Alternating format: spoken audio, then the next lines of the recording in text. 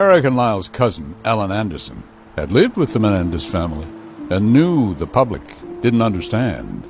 They just knew that, okay, we got these rich kids, boom, shot their parents, now they think they're multimillionaires. Well, that's not the case.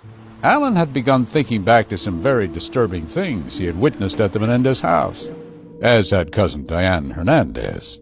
He would take their heads and push them underwater until they started panicking and needed up. He would let them up again.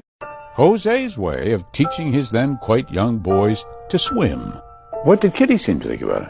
I mean, if Jose did it or said it, there was no questioning it. Absolutely none. Not by the boys, not by Kitty. She became like his right-hand man in enforcing things. Including what Diane and Alan came to know as the single most important rule in the Menendez house.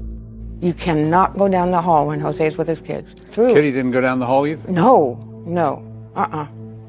But they did hear things. I've heard them being whipped. Oh man, it was gut-wrenching. Like just the screams and the daddy, don't hit me, daddy, don't, that kind of stuff. The defense called teachers and coaches and family members to testify about emotional and physical abuse.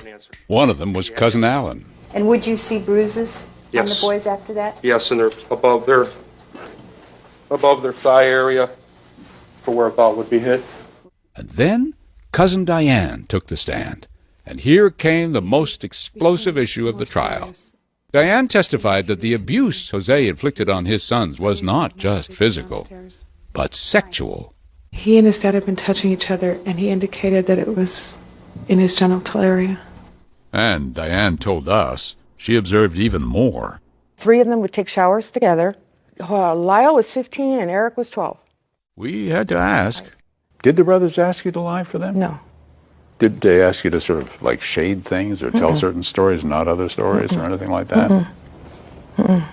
The defense contended the abuse was real, went on for years, and finally, they came to believe that something terrible was about to break loose.